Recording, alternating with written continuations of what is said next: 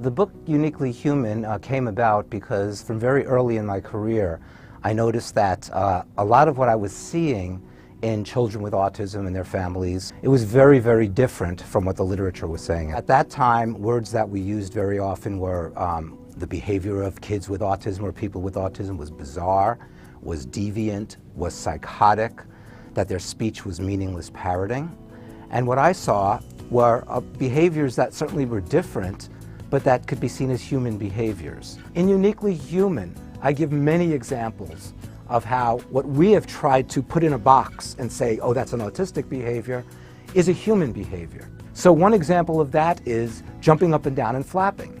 It's not uncommon, especially for a child with autism when they're very, very excited, to jump up and down and flap their hands. But the rest of us, those of us who are neurotypical and not on the autism spectrum, may jump up and down and flap when we're very excited, as when a touchdown is scored by our favorite football team, or as Roz Blackburn says, watching somebody win a game show on TV or winning the lottery. There's a lot of autistic behavior going on there. That's very excited behavior, but we don't label that as autistic behavior. We label that excitement.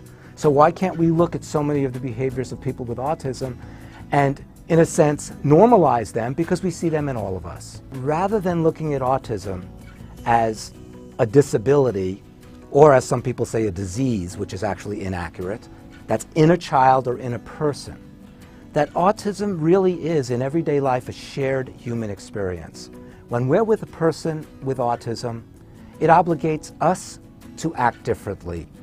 And when we act differently, it supports them. I've known many parents who've said that by having a child with autism, they become a more open-minded, more tolerant person, that they seek out ways to help other people because they've benefited so much from receiving help from others. So if we understand autism as a shared human experience, not just an issue in a person that needs to be fixed, that opens up all kinds of possibilities for us to be a more compassionate society, for us to be more helpful towards each other, and for us to understand that continuum of humanity in all of us.